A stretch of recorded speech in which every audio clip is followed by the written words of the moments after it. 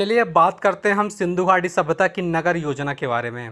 दोस्तों पिछले वीडियो में हमने सिंधु घाटी सभ्यता का जो आपके प्रमुख स्थल पढ़े थे, सिंधु घाटी सभ्यता का जो बेसिक इन्फॉर्मेशन है या फिर जो कहें कि जो बेसिक स्ट्रक्चर है उसके बारे में हमने जाना था।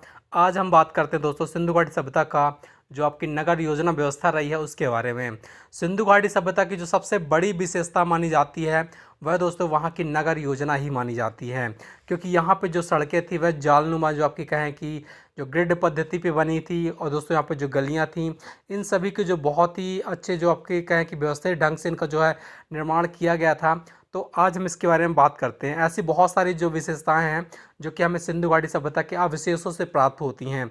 तो दोस्तों सिंधु घाटी सभ्यता को जैसा कि मैंने आपको बताया था हड़प्पा सभ्यता भी कहते हैं, क्योंकि सबसे पहले जो अवशेष मिले हैं वह हमें हड़प्पा से ही मिले थे। तो दोस्तों बात करते हैं सिंधु घाटी सभ्यता में जो आपके नगर योजना से कुछ इम्पोर्टेंट फैक्ट के बारे में। सिंधु घाटी सभ्यता में जो नगर व सड़कें बनाई जाती थी दोस्तों उनको बहुत ही व्यवस्थित ढंग से बनाया जाता था, और यहाँ पे जो मकान बनाए जाते थे उन पर पक्की ईंटों का प्रयोग किया जाता था। तो ये आप लोग याद रखिएगा, उस टाइम पर जो है पक्की ईंटों का प्रचलन हो चुका था। सिंधु घाटी सभ्यता में जो आपको हमें ईंटों के अवशेष मिले हैं दोस्तों उनमें जो आपका अधिकांश ईंटें हैं वह आयताकार आकार में बनाई जाती थी। इसकी जो लंबाई चौड़ाई और आपका मोटाई का जो अनुपात होता था वह आपका 4:2:1 होता था। ठीक है, तो याद रखिएगा, एग्जाम में अनुपात आपसे पूछा जा सकता है। दोस्तों सिंधु घाटी सभ्यता में नगर को दो भागों में विभाजित किया गया था। एक आपका जो छोटा भाग था लेकिन ऊंचाई पर बना होता था, वहीं जो आपका दूसरा भाग था दोस्तों वह बहुत बड़ा था लेकिन वह निचले स्थान पर बना होता था। जो आपका ऊंचाई पर बना होता था उसे दुर्ग कहते थे, और जो आपका निचले स्थान पर बना होता था उसे निचला शहर नाम दिया गया था। दुर्ग को दोस्तों कच्ची ईंटों के चबूतरे पर बनाया गया था, इसलिए वह जो है अधिक ऊंचा रहते थे। दुर्ग को दीवार से घेरा गया था, जिसका अर्थ है कि दोस्तों वह निचले शहर से उसको अलग किया गया था। दुर्ग में जो हमें मिले हैं दोस्तों साक्ष्य मिले हैं वह आपके खाद्य भंडार, महत्वपूर्ण कार्यशाला, धार्मिक इमारतें और उसके साथ ही दोस्तों जन इमारतें भी मिली हैं।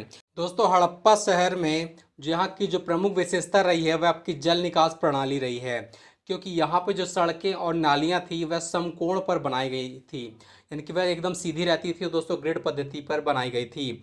ऐसा इनसे ये पता चलता है कि पहले नालियाँ और गलियाँ बनाई गई हैं, उसके बाद दोस्तों उनके किनारे किनारे जो है मकान बना दिए गए हों।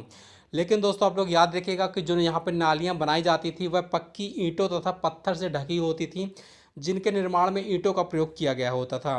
और दोस्तों कुछ जगह चूने और जिप्सम का प्रयोग भी मिलता है इनका निर्माण करने के लिए। दोस्तों सिंधु घाटी सभ्यता के जो दरवाजे और खिड़कियां होती थी वह सड़क की तरफ नहीं खुलते थे बल्कि वह पीछे की तरफ खुलते थे। लेकिन लोथल में ऐसा नहीं है दोस्तों, जो आपका लोथल गुजरात में है, लोथल में जो है दरवाजे थे दोस्तों वह सड़क की तरफ ही खुलते थे। दोस्तों मकान में जो है स्नानागार प्रमुख गली तथा सड़क के नज़दीक ही बनाया जाता था। जो आपके स्नानागार होते थे वह गली तथा सड़क के नज़दीक बनाए जाते थे। अगर हम स्नानागार की बात करें तो दोस्तों मोहनजोदड़ो में एक विशाल स्नानागार मिला है, जो कि दोस्तों 11.88 लगभग जो आपका 39 फीट लंबा है और 7.01 मीटर यानी कि 23 फीट जो आपका चौड़ा है, और इसके साथ दोस्तों जो आपका 2.43 मीटर यानी कि 8 फीट गहरा जो है आपका यह स्नानागार मिला है। दोस्तों इस स्नानागार का जो आपका प्रयोग है वह आपका स्नान के लिए किया जाता था। तो आप लोग याद रखिएगा कि ऐसे जो है विशाल स्नानागार भी उस टाइम पर बनाए जाते थे।